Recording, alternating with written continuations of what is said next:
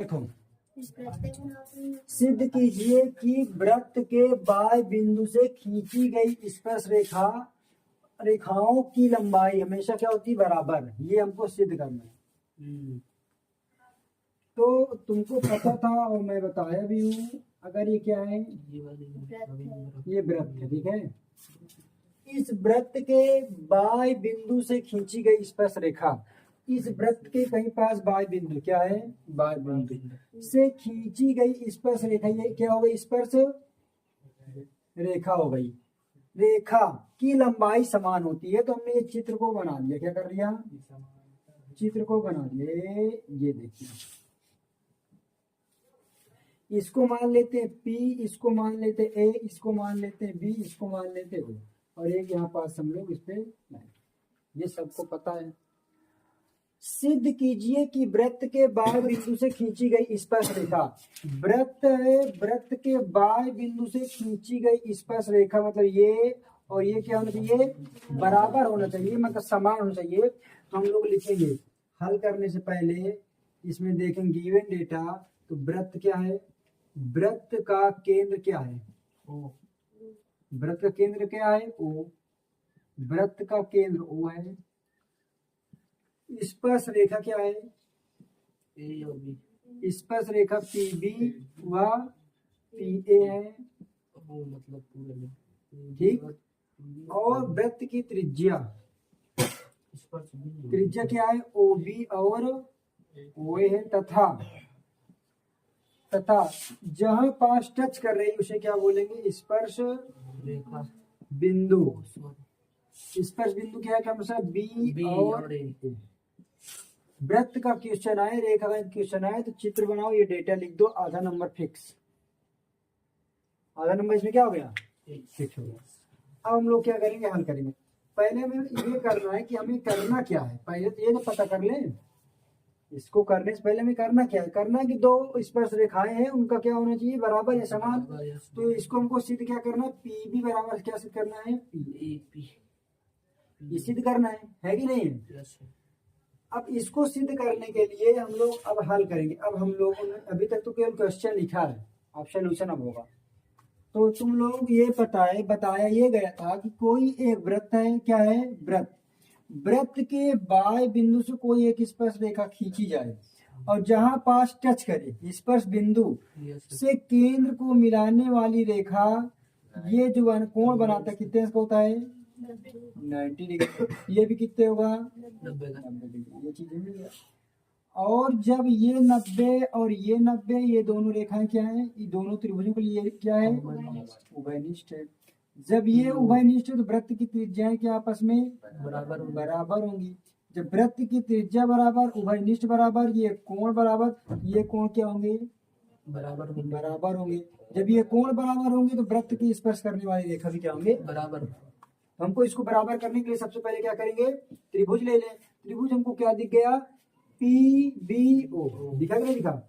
PBO वह त्रिभुज PAO दो त्रिभुज दिख गए।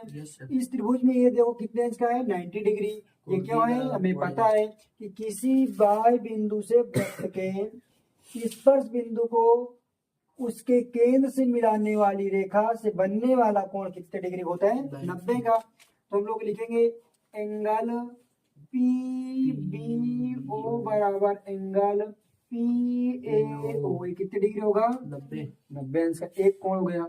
वृत्त की त्रिज्या हमेशा क्या होती है? आपस में बराबर। तो BO बराबर AO, ये क्या है? आपस में त्रिज्या आपस में बराबर, ये त्रिज्या बराबर हो गई। ये कोण ये त्रिज्या बराबर हो गई। अब यहाँ पास ये वाली रेखा क्या है? उभयनिष्ठ है। PO बराबर PO।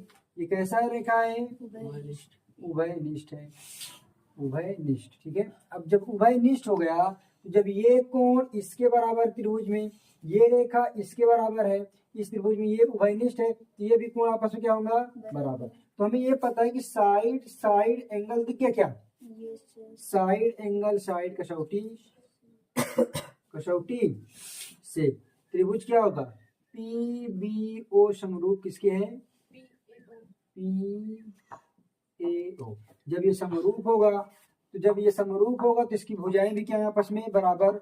तो भुजा समरूप को सर्वांग सम सिद्ध करने के लिए ये वाली भुजा हमारी बराबर हो गई, ये बराबर, ये बराबर, ये कोण बराबर, ये बी कोण बी पी ओ बराबर कोण ए पी ओ होगा कि नहीं होगा।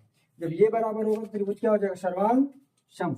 क्या होगा सर्वांग सम। कौन सा त्रिभुज होगा पी बी ओ। सर्वांग सम का चिन्ह क्या होता है डबल लाइन के ऊपर जुड़ई त्रिभुज पी ए ओ है ना। जब कोण बराबर भुजा बराबर तो ऑटोमेटिकली क्या हमने सिद्ध कर दिया पी बी बराबर पी ए इति सिद्धम। यही हमको क्या करना होता है हल करना। समझ आया सरिता तुमको समझ आया। तो अगर ऐसे क्वेश्चन आ जाए तो मैं तुमको पहले बता चुका जो दिया उसी को लिख लो। क्या क्या दिया है कोण बी टी ए बराबर 45 कोण पी टी बी बराबर 70। आधे नंबर तो दे निकालना क्या है ए बी टी। डेटा लिखने पर आधा नंबर फिक्स हो जाएगा तुम्हारा। अगर 2 नंबर गए तो 1 नंबर तो मिल ही जाएगा। अच्छी तरह इतना मेहनत की हो। मैथ में स्टेप मार्किंग होती है। अब हम लोग आंसर का फाइंड करते हैं। तो देखिए एक ये रेखा है और एक ये रेखा है और ये कोण बराबर कितना दिया है 70 और इसके बीच से एक रेखा डाल दिया गया। ये कोण कितना दे दिया है 25। ये वाला कोण कितने का है 45 है। ये 25 है। कैसे आया तो हमको इसको लिखने का तरीका क्या होगा मतलब हमको निकालना क्या ये वाला कोण। तो ये वाले कोण का नाम क्या है कोण पी टी ए बराबर मतलब 70 पूरा है। 70 पूरा तो 70 को क्या लिखेंगे कोण पी टी बी में से किसको घटा देंगे 45 वाला। 45 वाले क्या लिखेंगे कोण बी टी ए। अब हमको कहाँ पास देखना है यहाँ पास देखना वैल्यू जो दिया है। तो कोण पी टी ए बराबर 70 माइनस 45। तो कोण पी टी ए बराबर 25 आ गया। अब हमें निकालना है ये कोण। क्या निकालना है ये कोण। तो सिंपल हमने क्या किया ए बी टी बराबर कोण पी टी ए हमने ये कर दिया बराबर 25 बराबर एकांतर कोण। क्या ये एकांतर। अब एकांतर कोण है क्या वृत्त खंड के एकांतर कोण। एकांतर कोण क्या होते हैं आपस में बराबर। तो अर्थात ए बी टी बराबर कितना आ गया 25 डिग्री। हमसे यही पूछा था और यही निकाल लिया गया। ठीक है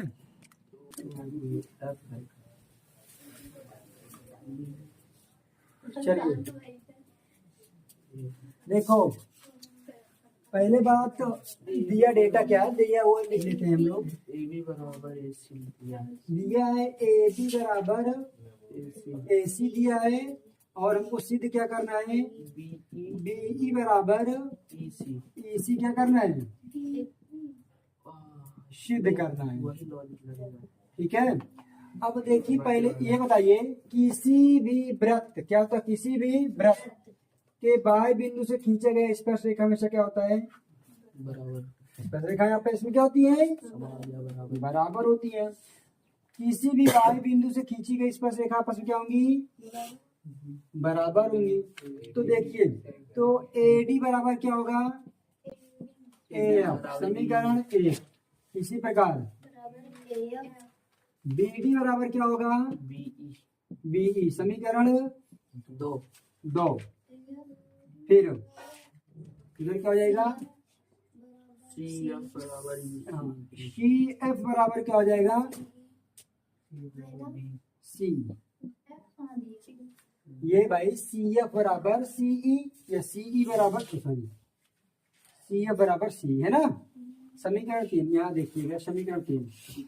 अब हमें सिद्ध करना है बीई बराबर ईसी। यहाँ बीई कहीं दिख रहा है बीई बराबर ईसी। इसको क्या करना है सिद्ध करना है। तो सिद्ध करने के लिए हम लोग क्या क्या कर सकते हैं। यह क्या है ए बी बराबर ए सी। अगर ए बी ए सी दोनों में दोनों में एडी क्या करें, घटा दें। देखना ए बी माइनस एडी और ए सी माइनस, अभी देखना बी डी आ जाएगा। ए बी माइनस एडी, देखते रहिए ध्यान से। ए बी में से ए डी घटाएंगे तो क्या आएगा, देखो ए बी से ए डी घटाएंगे क्या आएगा, बी डी आएगा, बराबर ए सी में से ए डी घटाएंगे। अब ए डी तो कहीं दिख ही नहीं रहा है, नहीं दिख रहा ना, लेकिन हमें ये तो पता है कि ए डी बराबर क्या होता है, ए डी बराबर कहाँ गया, ए एफ दिया भी तो है। तो A D minus A D बराबर ए सी माइनस ए एफ कर सकते हैं, क्योंकि ये आपस में क्या है, बराबर है। तो A B minus A D बराबर क्या होगा, बी डी, और ए सी माइनस ए एफ बराबर क्या होगा, सी ई। इतना समझ में आया। हमें सिद्ध क्या करना है, बीई ई सी, बीई ई सी। अब देखिए बी डी किसके बराबर है, बी डी बी के बराबर है। देखो बी डी किसके बराबर है, बीई के बराबर है, और सी एफ किसके बराबर है, सी अर्थात ई सी। क्या बात है, समझ में आया, प्रूव हो गया, यही करना हो बहुत ज्यादा